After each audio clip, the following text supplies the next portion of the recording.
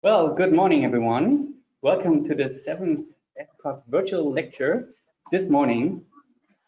It's a very interesting day today. We have Uwe Ohler from the MDC Berlin as a guest. I think many of you will know Uwe Ohler, probably everyone. He's really one of the leading experts in regulatory genomics in Germany. And of course, he's also working a lot on single cell analysis. And so he will talk about the topic of single cell decoding of generative programs. It's going to be a 30-minute talk. If you have questions during the talk, you can either use the raise hands option on the side in the go to webinar options menu, or you can write down a question that you can then later read to Uwe, and then he will answer this. So I'm very excited to listen to the talk, Uwe. I'm happy that you're here. Thanks for taking the time, and I'm looking forward to the talk. Okay, welcome everybody. You should be able to see my slides now, is that correct? Yeah. Okay, good. So then we can get started. I just need to move some windows out of the way. That's not that easy, as I find. All right, good. Welcome everybody. Thank you, Marcel, for the introduction. I think you've said everything that there is to say about the background, what this will be about. And specifically in the context of gene regulation of single cell genomics, the sort of common theme that goes through the different stories that I'll tell you about today is to avoid the trap of circularity. So meaning that we use for the interpretation of this high resolution single cell data that we now all can generate and have, just the information that we already know from bulk data. So for instance, many of candidate regulatory regions are annotated still from bulk data because these were the assays that we had. And so that means that events likely in small subsets of cells will not have been annotated, right? That's the whole idea, the promise of single cell. We can dissect heterogeneity. We have many more, so to say, replicates across many thousand different cells. So huge amounts of data, but of course the data is very sparse, as we know. Out of each cell, we might see a few % of the actual things that are happening. So the power comes from the large numbers of cells. But that also means that the computational approaches out of these reasons need to change. On the one hand, we have missing information. On the other hand, we have many more cells. And so how can we use this to now de novo discover new things that are not relying on the annotation of what we already know? So annotation of answers, annotation of marker genes, definition of cell types and so forth. In all of these different things, we usually work with what's already known, but that might mean that we actually can't discover new things, right? And so I'll talk about 3 different stories, 2.5, so to say. 2 already out on bioRxiv. I've given you the references. You can more or less find out more already about all of these things. The third part is actually a tool that we developed newly, and that's used in the second paper.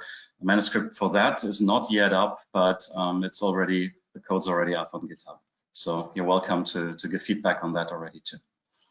So what we're dealing with in the first part of my talk is to try to identify enhancers now with the power of single cell data that we have. And as we all know, enhancers encode very complex expression patterns. You can have several enhancers regulate one gene. And that means that these genes might have very complex expression patterns. You will not see that a gene is just active in one particular context. Might be the case for housekeeping genes, but many regulated genes, developmental regulators and so forth, have many different enhancers that come together and get active at different cell types. And the system that we now look at in our lab, the in vivo system, in addition to cell lines, is actually the zebrafish embryo. Why? Because it's a very interesting model system that has by now, luckily, a well-assembled and annotated genome, but information, for instance, on the precise enhancer locations and so forth is not as well documented as it is, let's say, for human or mouse.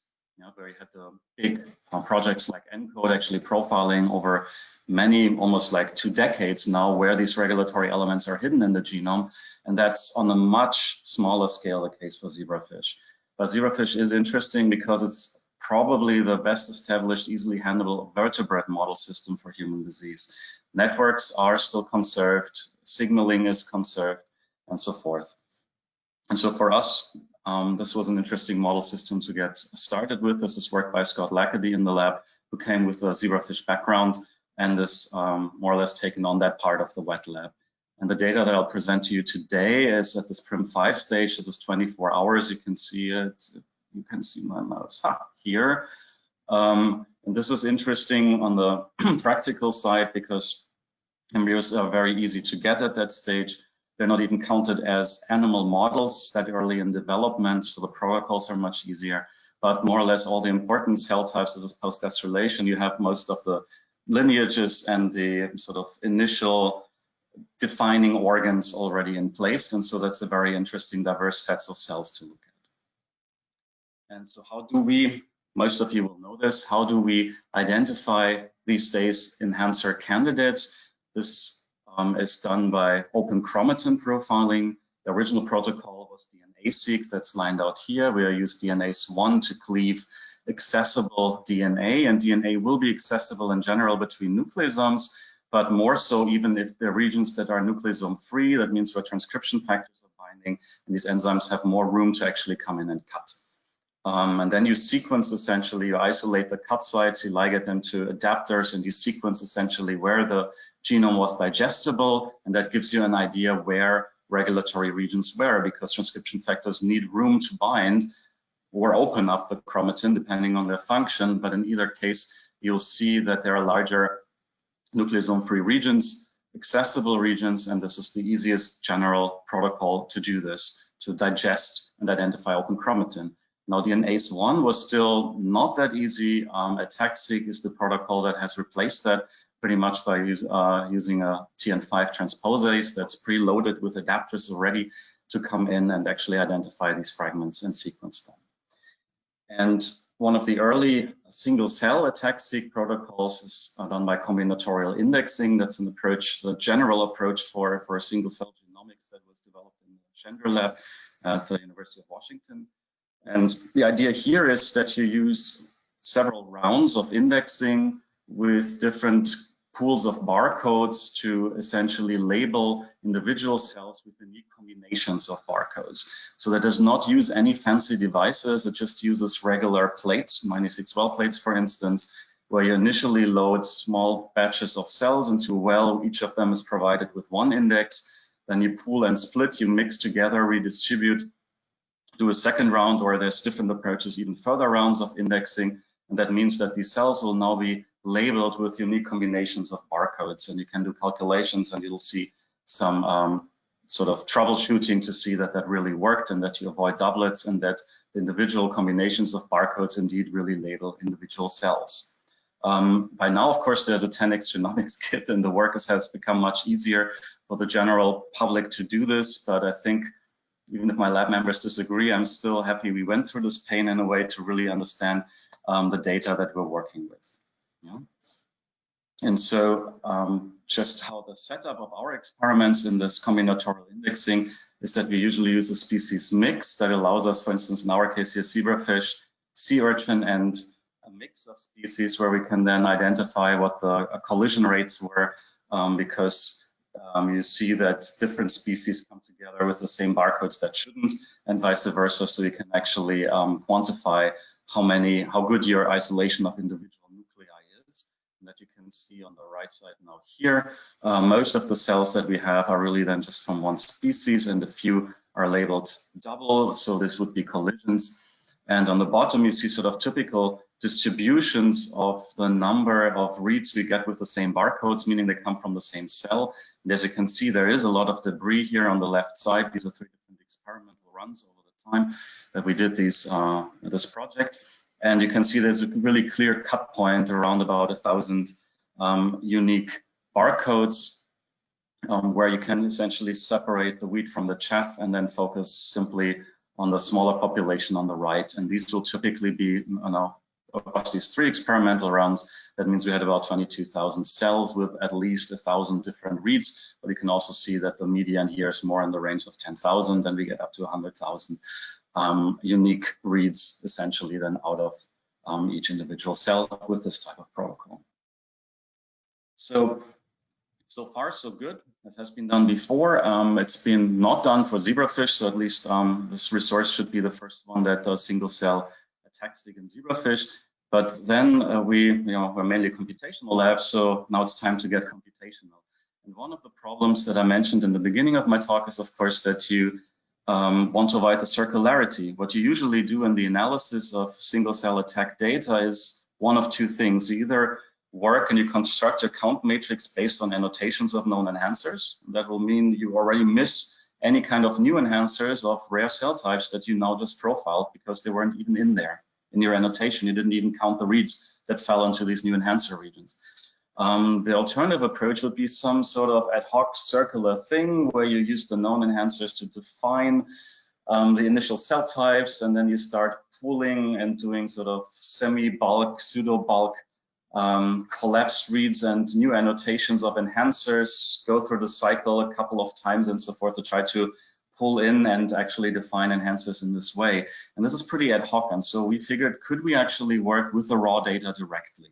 So is it possible to take here essentially the individual profiles across thousands of cells and actually use that to annotate along the genome where enhancers actually are? And the idea there is, yes, we have sparse data, so we cannot expect as in bulk data that every cell will have reads for every enhancer that are active in that cell type that it belongs to, but they should correlate heavily. And so if you had sort of a green cell and you would have enhancer regions, then the reads that come from the same sort of green cell type should look very similar, and other cell types, cyan, white, and blue, should look very different. And so this you can represent by a giant multinomial distribution over all your cells. Put a Dirichlet prior on top of this to make sure that you reflect sort of the sparsity of the counts that you actually have. And then you can set this up as a hidden Markov model where you have different states representing different cell types, and where each of your cells will essentially show data that the HMM can now parse into one of these cell types. Yeah? And so this is done on the raw counts. And in this way, we can pull in essentially and look at regions that look like enhancers, because of course there's lots of noise in the data too, lots of regions where it's just a few counts lying. And so this idea, there's also then background states, of course, in the model. And in this way, we can actually pull out the regions where there's sufficient data and indication that the cut profiles from the experiment actually represents a unique cell type. Yeah? So this is the first part here, these first two parts. Now then we still, and this is sort of where the model ends, ideally we were hoping that this model could directly also be used for clustering for cell type annotation, so that each of these states in the HMM would now represent directly from the raw data already defined cell type. Now that's a bit too wishful thinking. We're still working in this direction. So what we're using this model for is effectively just to construct our feature matrix and load our feature matrix. And then at this point, we still continue with sort of regular processing, as you can see in previous single cell ATAC papers, for instance, to use latent Dirichlet allocation. So this topic from Steinert's group, for instance, as dimensionality reduction tool to then cluster the data. And what comes out looks like this. This is a typical UMAP that you would see, but with pretty well-defined cell type that are now labeled actually by this topic. And one interesting thing, just as a follow-up to this method that we just presented, this hidden Markov model, you have different states, as you can see here on the left, and you can see that these states have very different numbers. This is the distribution, how often a specific segment in the genome is called as belonging to these states. And you can see that these are actually kind of two distributions. You have very frequent states, and then you have rarer states. And that actually is indicated in the raw data. So this is the size distribution of your reads fragments that you sequence from the TN5 experiment. And you can see this typical picture if you're used to ATAC-seq, where you find reads that essentially represent shorter fragments where the TN5 cleaved within an open chromatin region. And then this here is nucleosome sized and represents where the TN5 cleaved across one nucleosome. And essentially that second peak here is super enriched in one type of states, whereas the shorter fragments are enriched in this other type of states. And essentially, these states here that are enriched for these longer reads are background reads, where TN5 cleaved somewhere in the genome, just around the nucleosome, as I showed you in the beginning when I explained the protocol. What we're interested in are these shorter reads that indicate we had a larger continuous open chromatin region, where TN5 could sort of cut over a span of a few hundred nucleotides, a typical enhancer size. And so we can automatically actually, just from these data, tell which states are actually now useless and should just be filtered out because they represent background noise, essentially, where TN5 cut arbitrarily in the genome, from those where this is actually hitting an enhancer region. And so in this way, our annotation can actually pull in thousands, in the zebrafish case, thousands of new enhancer candidates that were not part of the previous annotations. And that's what we're after. Okay.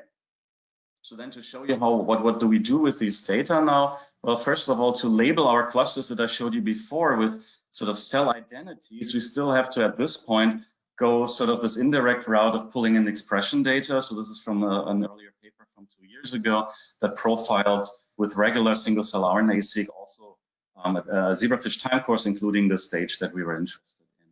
And then you assign essentially cell types based on specific enhancers that are open specifically in this group of cells and that are also enriched around genes that were previously identified from the RNA-seq as being good signature genes for these particular cell type from just regular gene expression. Now, there are new approaches, and this is, of course, a future direction that will integrate single-cell attack and single-cell RNA data, and this is what we're also looking into, of course.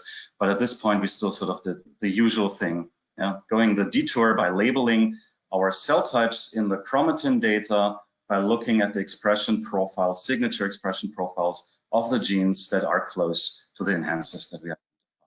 And in this way, we can actually label pretty nicely the different cell types that we see in our data. You can see this here, and you can see here then pseudo-bulk tracks essentially for these different clusters that we identified, and that show you that enhancers can be really open in very specific sub-cell types, here the neuronal lineage, or for instance here in muscle and so forth. And that is of course reflected of where there are enriched cells that show data and hits and raw counts in exactly those regions. We went now one type further because we're interested now in decoding what's actually in these enhancer regions. And for that, we wanted to essentially make use of what I just showed you before, meaning that, yes, we have clusters here on the right that define specific cell types, but as you can see, lineages would define, for instance, enhancers or show that enhancers are open in several of these clusters. And so we wanted to have an algorithm that now tells us essentially the states that we identify, right? So you have open chromatin tracks in these individual cell types, but they all belong to a neuronal state.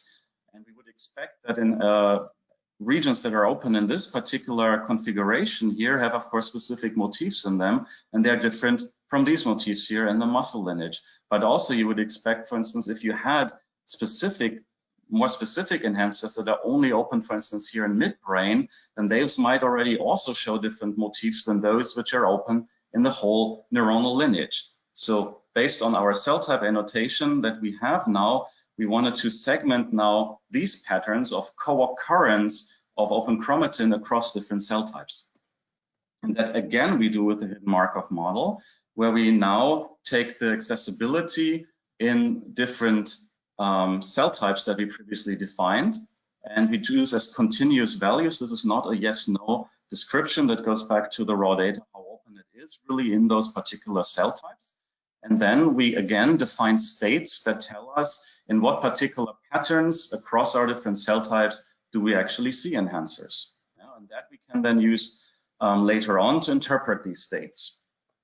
For instance, for, as we'll see, motif analysis or further marker extraction. And so here you can see how the states essentially refer to the cell types, and that's exactly what I indicated. For instance, you have one state here, state 5, that includes several of these neuronal lineage enhancers, but you also see individual states. Apparently there were enough enhancers in our data called from single cell attack that just looked at specific cell types within this neuronal lineage and where we have sort of subclusters of enhancer activity.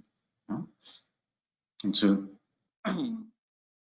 show you this here a little bit again, you can see then that this defines restricted patterns. Here on the bottom are now these different states.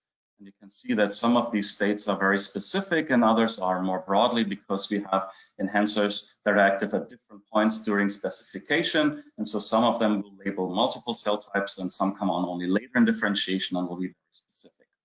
And this can be restricted to specific lineages or cell type. But the also interesting thing that this model allows us to do now is to identify enhancers that are actually active apparently across different cell types and not necessarily just from the same lineage too, because enhancers might get reused, right? We know that transcription factors are active at different points in development. They're not always active at the same time. And so, yeah, this is a way to actually find those and then do follow-up experiments, for instance, to validate, do these enhancers really drive expression in different cell types? To wrap this up here now, what we can finally do, of course, we want to go to the sequence and start decoding this. And so what, as many other groups, what we've done in the last few years is to start using deep learning. So neural networks actually to analyze these complex patterns. And so in this case, we set up a neural network that takes the sequence as input, but has the HMM state scores, so the labeling of the specific cell types or combinations of cell types directly as quantitative continuous output. Yeah, so we don't do clustering and then we extract all the enhancers and run meme on it, which would give you good results in some cases, that you just do motif analysis with classical tools just in one cell type that you just extracted enhancers for at some cutoff. Here there are no cutoffs, we just feed these state scores in and let the neural network make sense of it, what it can find as patterns that discriminates directly between all these different enhancers. And so this multi-class learning, as it's called, because we try to find motifs across all different enhancer types simultaneously, and we want to learn what labels these individual cell types across everything at once. This works actually really well. We had prior work on RNA binding proteins, and here you now see a case where that actually really works very nicely for DNA binding motifs too, and where we're more or less able to identify the known master regulators and motifs for more or less all of these cell types that we actually considered. Okay, and just as a final thing, what we can of course then also use these type of data for is to study mutants. So the collaboration with Didier Stenier's lab, where we profiled cloche mutants that have no vasculature, and then you can overlay the maps, or as in our case, actually do a joint analysis of everything together and then see where different cell types, my mouse disappears, start disappearing completely because they belong exactly to the cell type that is affected by this particular mutant. All right, so this was the longer part of my talk. More, if you're interested, you can see online. And so for the, I would say 10 minutes, not go too much over time since I started. I'll let you know about a very different story that, however, has the same idea again of not using previous annotation. And so let's switch gears. Let's forget about ATAC-seq for a second. Let's just think about regular RNA-seq. We'll get back to ATAC-seq in a few slides. Different problem, and that we especially now have when we work with the single-cell ATAC-seq regions, is how to identify interesting marker genes. Are there specific enhancers in there now that are really good in labeling specific lineages, but we didn't know them before because we didn't have that high resolution data. And also for the definition of marker genes, what's usually done is you cluster and then you do some differential gene expression analysis. And so that again requires you to have clustered first. And what do you use for clustering? Clustering label, well, other marker genes that were previously reported in the literature. So this whole thing becomes, again, circular.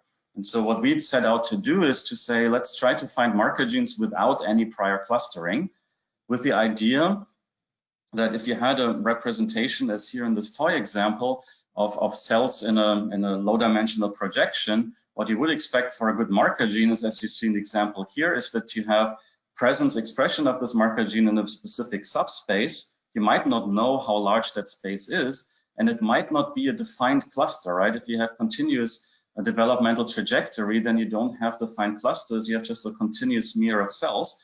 So you want to see enrichment in some subpart of your space, but not everywhere. Yeah? So starting from reference cells, you want to identify informative features that are present just in these reference cells and not in the cells that are, so to say, further away. And then we want to also have this as a statistical test. So this is a bit summarized here now further. So we essentially don't do this for all the cells. We're not crazy. That would be computationally completely infeasible. But we have essentially methods that determine in various ways. We have 3 or 4 options here. Label a subset of reference cells that spans your complete data space. And then we essentially look for things, as in the previous example, that are enriched here. So where there is a good correlation between the distance, so to say, of the cells and how active genes are relative to the reference cells that you selected. And you can see that a random gene that's not a good marker gene would just be spread out and have expression everywhere. So there's no correlation between the distance to the reference cell and the activity of the genes. That's the main premise. So we go through essentially iteratively, as you can see here, and start selecting cells, identify good marker genes, select another cell that's far away from the other one to find marker genes here in another corner, and so forth, until we've covered essentially all of our cells in our data, at least within a specific neighborhood. And so the data that we analyze here now, both single-cell RNA and the ATAC-seq data, because you can do that same idea also with openness, right? It doesn't need to be gene expression. It can also be chromatin openness. Haematopoiesis, out of several reasons. It's, of course, a very well understood system. It has both RNA and the ATAC-seq data available, and it is more a continuous process. It's not, you know, an organism like zebrafish, like I showed you before, where you do have at least some really well-defined clusters already. This looks different. Yeah? And so this is the low-dimensional projection of these data sets in the RNA-seq, just regular processing, you know, where you look at the UMAP in the end. And we have these reference cells that we now essentially want to label and identify which cell types are present in these different regions where we have our selected reference cells. And so the patterns that you see in the significant genes, just to show you some significant genes that we now find for these selected cells, show very different patterns. And that's the nice thing in our approach. There's no pre-selection on cluster size or anything. And so you find genes that are fairly restricted in their pattern. You see genes that are much more distributed, and you find, of course, really well-known, this is behind my status screen here. I think there's HBV hiding here. So very well-known marker genes that are, of course, very specific, in this case for red blood cells, of course. Yeah. And in this way, we identify, of course, not just one signature gene, but we identify sets of signature genes. We can see, you know, do we find the same genes then in a larger region? So they would actually belong to the same cell types. And by, of course, then also looking back in the literature, what has been reported for these marker genes that we identify, we can provide you with an annotation of the different cell types in the system. And that has a higher resolution than you would typically get by pre-clustering based on known marker genes. And just as one example of this resolution is that it's sort of built in to label marker genes for well-defined clusters, but also for continuous processes like here the lymphocyte development, where this is now a small subsection of the whole UMAP, and you can see that we identify marker genes actually describing pretty much every one of these interim states in this continuous process, from CLPs initially to mature memory B cells here at the end. Yeah. So again, this is sort of agnostic method to label, to identify marker cells and then use them to identify what cell types you're actually talking about. And you can take this a little bit further just to show you what you can do once you've identified, of course, several signature genes for each of these reference cells. You can look whether they co-occur. So would the enrichment actually get better if you combine two signature genes together? Would that lead you to a better statistical enrichment if you have two genes that co-occur in a specific region? And so in this way, we can actually get pairwise interactions from genes where their combination actually leads to a better score, enrichment score, than the individual genes. And what you typically see is that these are hubs where you have sort of a central, really highly specific gene that will that gets slightly better when you add many of second other genes that are expressed in these cell types, but you can really in this way then get a better insight what the real true marker genes are and also how they might connect into some interaction networks, you could say. Yeah, what these networks are, of course, what this means is, as usual in network analysis, these could be physical interactions, they could be different transcription factors that are specific for that cell type and regulate each other and so forth. Okay, now you can also use this for ATAC-seq data, and this was one of our motivations, of course, to now use this to identify enhancer regions. One interesting side note just here is that we also can identify depleted, not just enriched, but depleted candidates. And that would be, for instance, repressors that are not active in a specific cell type. And so we see some of these type of signatures coming up in the ATAC-seq data that obviously make a lot of sense. And just to wrap up my talk for now, I just want to show you the new application that we used this particular cell type assignment tool, semitones, for. And that is actually the plant root, which is a fantastic model system for spatial genomics, as it turns out, which we were doing 15 years ago without knowing that this would be called spatial genomics later. Why? Because the root has a very stereotypical setup of cell types where you have a stem cell niche only in the tip. And so you have a built-in time axis where all the cells are further to the surface and the new cells emerge here. And then it's radially symmetric, so you have several shells of cell types that wrap around essentially the vasculature in the middle. And so by dissecting individual roots and doing microRNA analysis 15 years ago, we had sort of near single cell resolution. So we profiled in these slices here like 50 cells or something at a time and reconstructed essentially from these different slices and different sorted cell type expression data. So essentially slicing this way and having expression array data for all of this, we could reconstruct actually these 2D expression profiles and complement that with imaging at the time to see whether that actually was correct. And this is now really resurfaced, of course, for many more complex organisms as spatial transcriptomics now. We have also profiled now the root with single cells. Is about 120,000 cells. Some of our data, some are recently published data. And the nice thing is that you really see in these UMaps that the stereotypical development is really well reflected, where you have the stem cell niche here, and then you have these different cell types that span across this core of the root, going essentially in different lineages and specifying the individual cell types after a few cell divisions. So this is one of the sort of clearest root UMaps that I've at least ever seen, but this is also really due to this very stereotypical, very well-controlled biological system. But to wrap up, what you can see here is we still couldn't really label all these cells just based on known marker genes, where we said, well, if the cell really shows a strong enrichment for the previously reported marker genes from the literature, from our previous work with Philip and his lab, then we can assign that here if the correlation of its expression profile with stereotypical cells of different cell types from before is actually good enough. And that leaves a lot of stuff gray, right? Because our knowledge is incomplete. And so here we could go in and identify, again, new marker genes with our enrichment scoring, essentially, and go back to the literature, see how specific they are, use them to construct sort of an expression matrix of enriched genes that allow us to then label almost all cells, as you can see, de novo from scratch now with this particular tool that allows us to, again, de novo go in and see what are genes. Many of them were not known before to be that specific for these individual lineages, and that gives us a better picture of which cell types we're talking where in this UMap.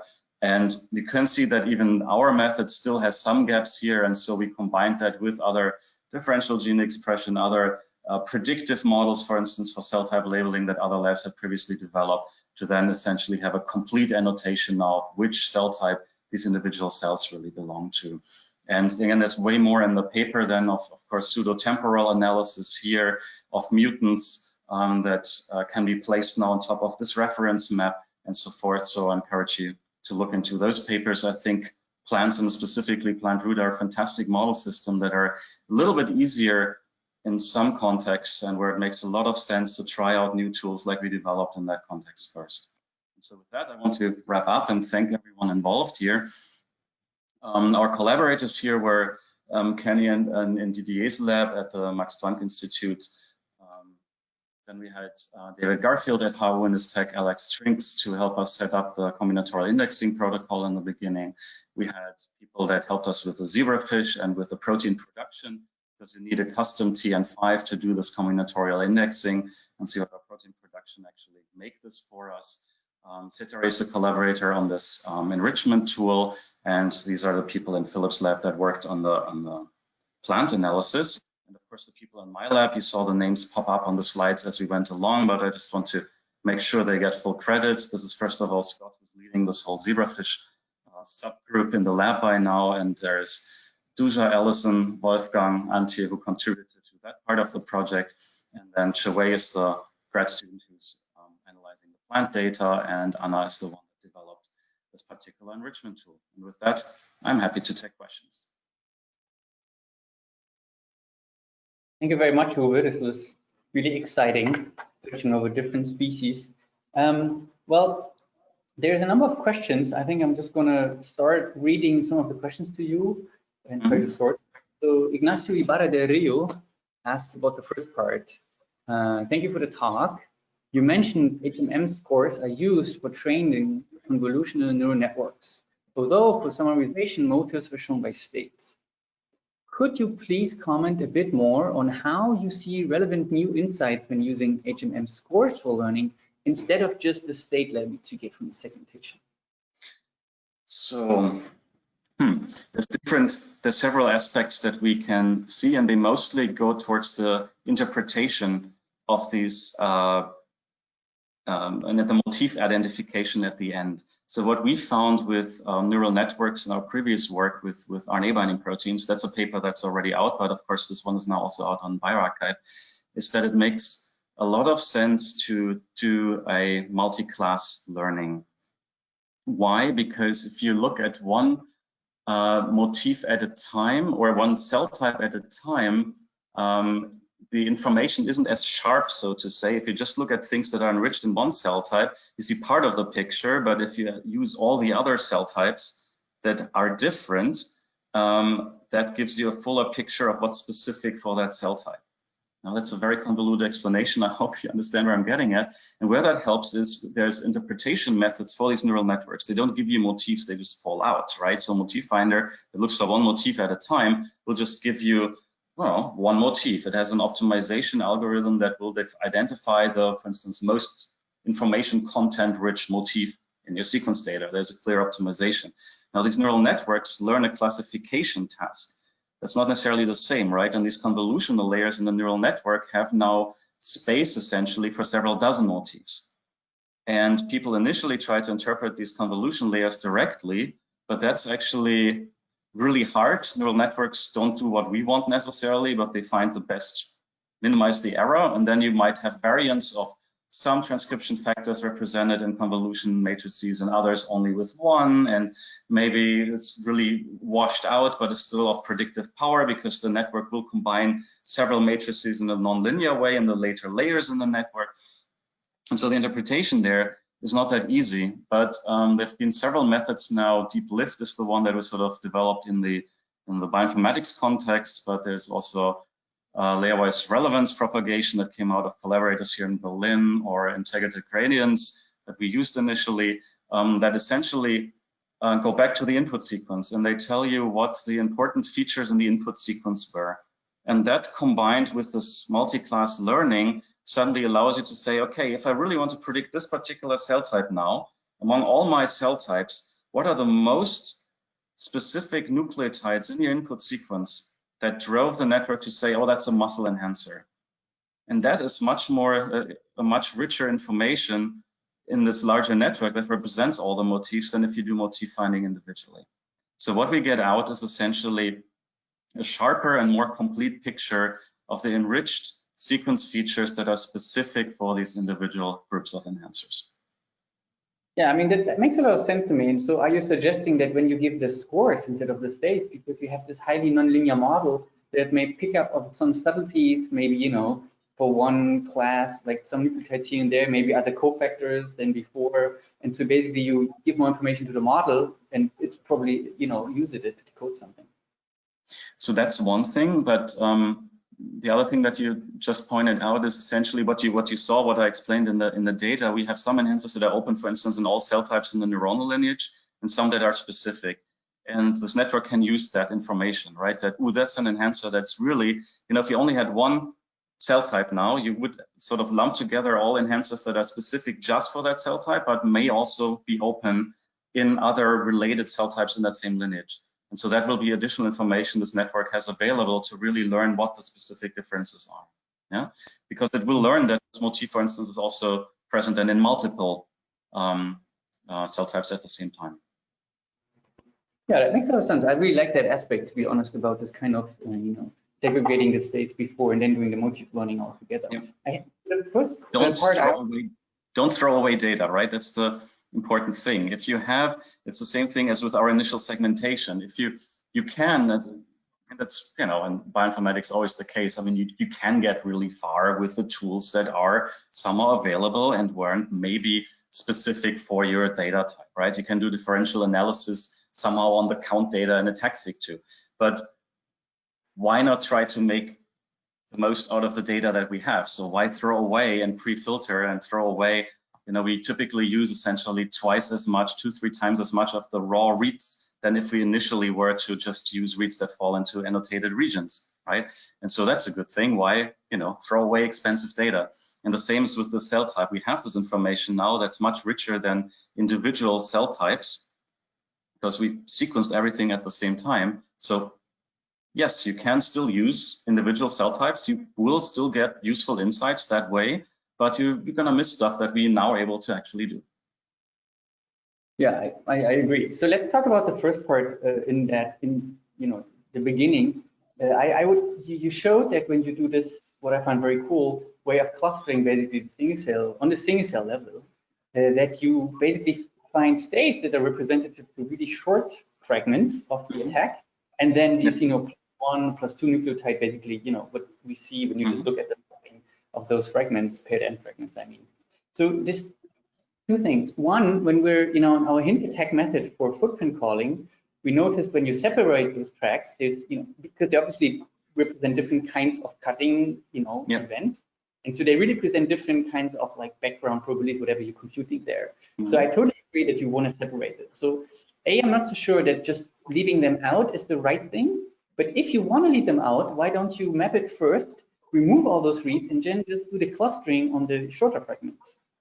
So that's what we do, right? Okay. So we use the clustering exactly. So we use essentially these states to see where are these enrichments of these shorter reads, and then use the state calls or the labeled regions that fall into those states. Yeah.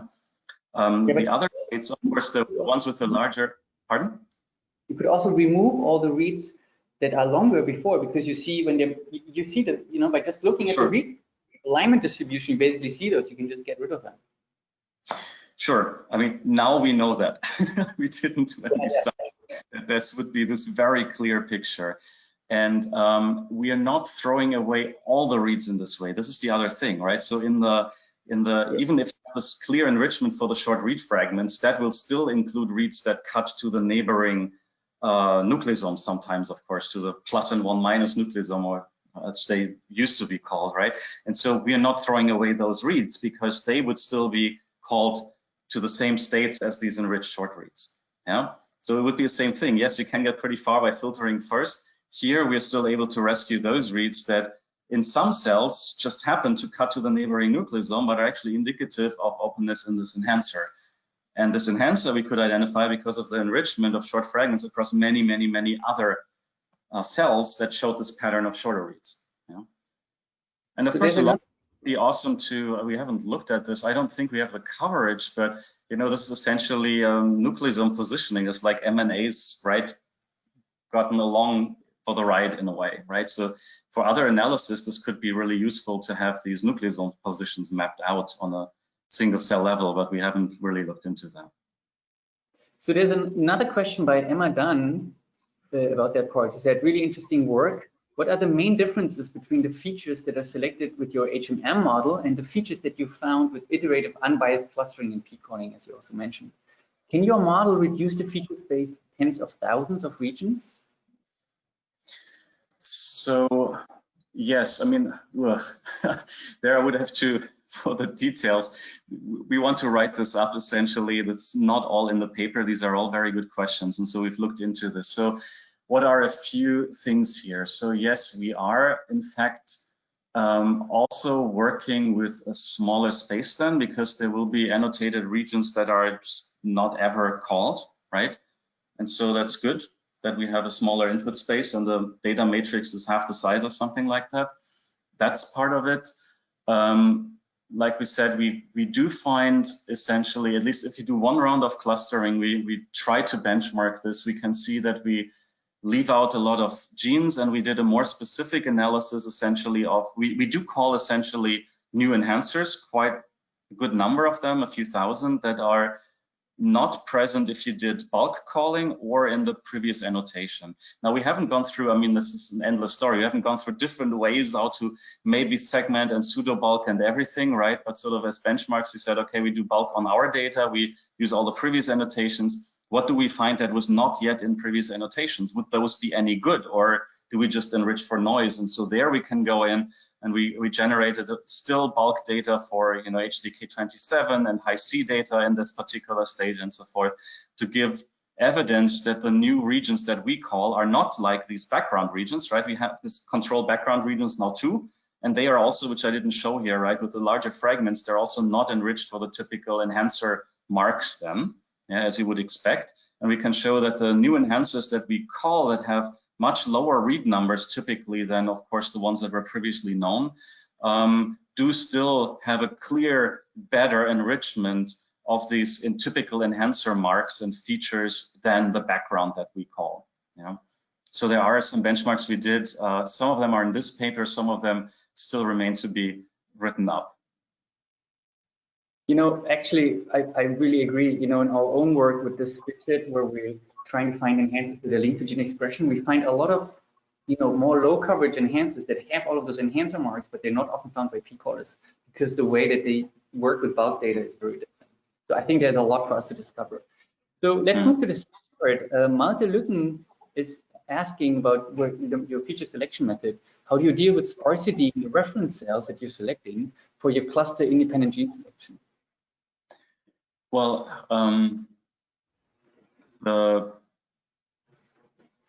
okay, so let me think about what that question is. So if we had dropout essentially in the reference that we selected, but we still go, the reference cell essentially only tells you the location, yeah, but the gene itself can be absent from it, right? So we essentially rank the enrichment. That's what you can see in this sorry if that wasn't clear, right? So if you could see that in that regression line, right? So you have lots of cells around it that might still have that expression at low distance, but the top gene, so itself essentially with the shortest distance, does not have to have that gene expressed itself. Yeah. So because we're looking at this pattern of enriched overrepresented gene presence in the local neighborhood, so to say, compared to genes that are further away, it's robust to dropouts in this way. Because it's not based, the reference cell is just based to like what region are we looking at, what is the distance calculated from in this correlation, but it doesn't require it to be present. So there's a direct follow-up question by Malte again, who says, to select region-specific genes in your feature selection approach, how sensitive is it to the distance measure that you of course need to define? And how do you measure distance in approach? Yeah, I mean, there's lots of different ways how you can measure the distance. And I think I could hear Anna chuckling in the background if she's actually listening in, the student who developed this, because it's an endless story. We have some things that now work. We have others. It seems to be pretty robust. I mean, there's some that just are a horrible idea, but we did go through a lot of different distance metrics, and it's not, you know, the principled idea is not really dependent on the specific distance metric. Of course, it would lead to slight differences in what genes you might find as enriched, of course, right? If the distance changes, that might lead to some slight differences. And that's, I think, where this, so you might not get the same exact top gene out. So we, for instance, look at, usually when we sort of say, you know, how good is that? We look at the top 10 genes that are enriched and see are there any markers that are already known for these particular, or what are these genes known for? And then the second part you can do is this, what I briefly just mentioned is, if you look at pairs, then this thing becomes much more stable. And it's clear you sometimes have sort of outliers that are sort of singletons, some weird artifact. But what you could see is that these real signature genes all will get slightly better if you pull in other co-regulated genes with them. Yeah. And so that follow-up analysis of gene sets instead of individual genes also provides robustness then. Yeah, I think I mean I think that's a very interesting aspect of the method, I have to say. And I think the last question for today, maybe I want to talk about this, because I'm wondering how you prevent overfitting when you start to look at combinations. Again, when you think about the sparsity and all of the noise you have. And in a similar direction, also Malte looking asked you again, you know, how you can be sure that you don't also include things due to technical variation, like due to mitochondria, so that, you know, some genes just are different in different cell types. You have a bit more mitochondrial content, oh, I don't know. And so now specific for that region that you're isolating or that you're looking at with your distance. I mean, the regular normalizations or artifacts would, of course, apply to this here too. Yeah, I mean, you still need to normalize out of the expression data that you use. You would still have to normalize or try your best to regress out the confounding factors, right? Because that's what we're not addressing, right? We're looking at where are there locally enriched things, and if that means that you have a super strong cell cycle artifact or something in there, then you would start to identify cell cycle genes, right? If that was in a specific, like you had a subpopulation that was stuck in a specific phase of the cell cycle. Now, we didn't see that simply in our data, but we also used for the expression data, the normalized data as the, at least in the blood, in the Haematopoiesis data, as they reported it. Yeah, so we didn't go back and actually revisit how to normalize and clean up essentially the raw and normalize the expression data itself. Yeah. Well, I think it all reminds us that we should always take care of, you know, good data treatment. And I think so. Thank you very much for this discussion, Uwe, and for these two really exciting stories that you told us. I'm looking forward to read them in more detail. Thank you. It was also great for all of you joining. If you're interested in, you know, joining again, the next lecture, the 8th virtual lecture series of SCOG, is going to be in 2 weeks. And Dominic Green from Freiburg will talk about revealing dynamics of gene expression variability in cell state space. And with this, I wish all of you a very nice Friday and a great weekend, and see you soon. Thank you. Bye. Goodbye.